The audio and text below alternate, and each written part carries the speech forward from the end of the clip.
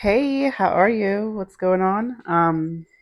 This is Muna, and I'm going to show you real quick, a quick and easy way that I like to make tea for hair.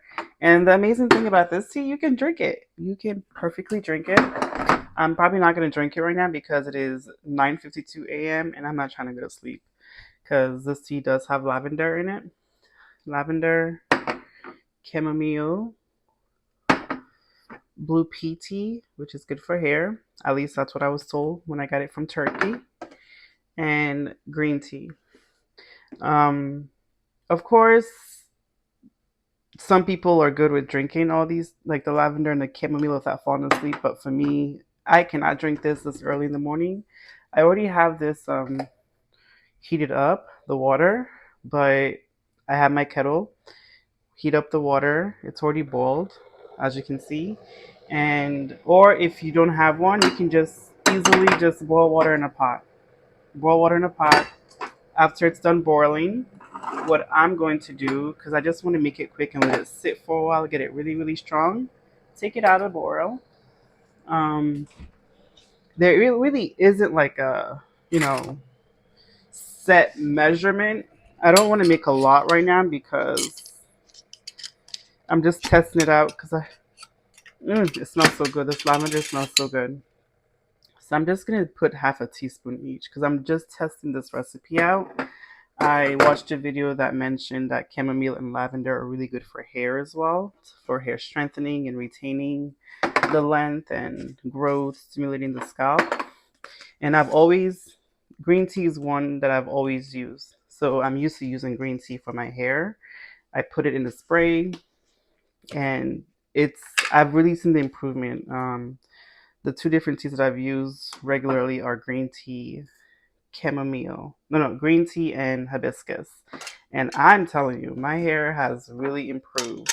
The key about using tea on your hair is time. You got to give it time. It's not going to be you use it one day and then you feel the difference instantly. No, you have to give it time and being consistent, you know? It's not every day you have to spray your hair, but when you look back, consistent. Maybe at least a few times a week you spray it, but time is what's gonna tell you the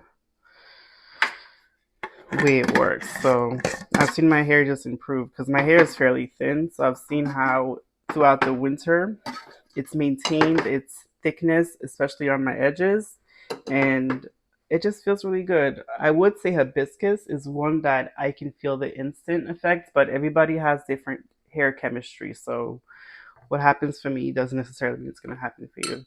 So, like I said, I'm just going to use a little amount here. I have the urge to want to put hibiscus in here, but I do want to see how these colors come out on their own without hibiscus. Because hibiscus color is very, very powerful. That red is going to overpower all the other ones. It just likes to be seen. Hibiscus is like, hey, I am here. I am the star. Everybody else is just supporting cast. So we're not going to play with hibiscus today. Nope. All right, so I have all these four different teas in here, and you simply just pour it. You see? Just like the way you would prepare tea. Look at that pretty color. Oh my god, I love that color. You see, I don't really have any measurements right now. I could look up a tea recipe for hair specifically, but I don't have measurements. So my plan is really just to let it sit for a while, let it get very concentrated. This color is so pretty. Oh my god. Let me see how it smells. It smells good. It smells good. I think I can't give you what it smells like. The chamomile is very strong in the smell here. I would say it.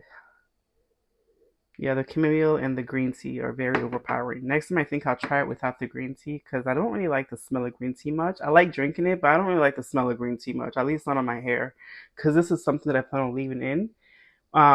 You can leave it in or wash it out as part of your hair cleansing regimen. But yeah. So this color is getting deeper. Look at that. You can't really see it here because it's against a darker thing. Let me get something lighter so you can see the color. You know what? Yes, this will really show you the color. Mm.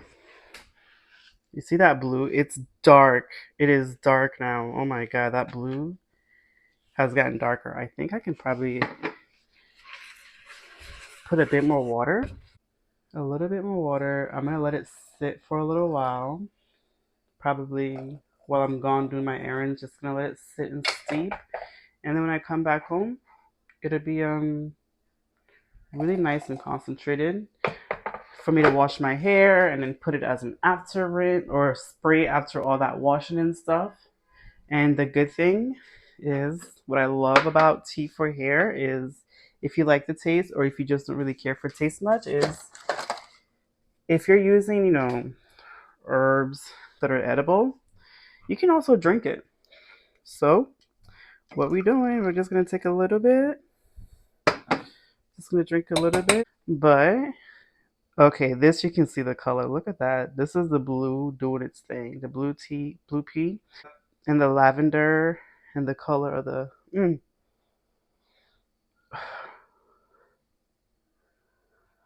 It's a lot of smells going on, so I can't really describe the way it smells. It's a lot of smells. I can't say that it's like the best smell, but I can't say that it's bad either. It's just like lavender on its own.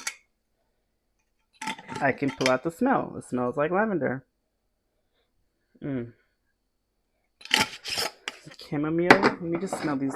Let me cover this actually right now, so we can trap all those fumes. But yeah, this is how, literally how you make tea for hair. And then what I do, what I've found is easy for me to strain it, because I used to strain it with pantyhose. I have, just get a fresh pantyhose that you haven't worn before and strain it. And that's cute and all, but what has changed the game for me, what has changed the game was, one day I bought a coffee filter because I had guests over, and I don't have a coffee maker, but I bought a coffee filter as a way to boil the coffee and filter it with this. This thing is so fine. It's as fine as with the pantyhose. So I literally just strain it with this, the coffee filter. And it works perfectly and easier, and it's less work than the pantyhose to squeeze it out and try to, like, stretch it over the glass or whatever I'm using. So I just use a coffee filter as a way to filter out this, and that way I can put it in a spray bottle, something like this here. This spray bottle has hibiscus tea in it. And then, or we just got these bottles here, so I think I might try these out. We have a couple of them. These are like the sprays, like, yeah. So you strain it because you don't want any particles. If you don't strain it well enough, trust me, this thing, the herb is gonna get, the little teeny tiny herb will get stuck in this, and then you're done. You can't use it anymore. It's a waste. So you want to get something to really strain it out, and these filters make it so much easier to filter out. So there we go. Hair tea. I will let you know how this works.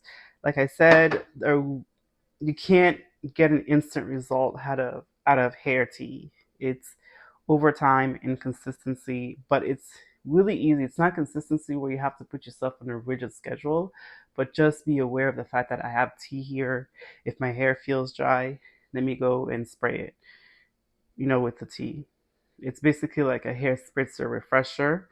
And even if your hair doesn't feel dry, just kind of use it maybe 2 to 3 days, or if it's every other day you want to, go ahead and do that.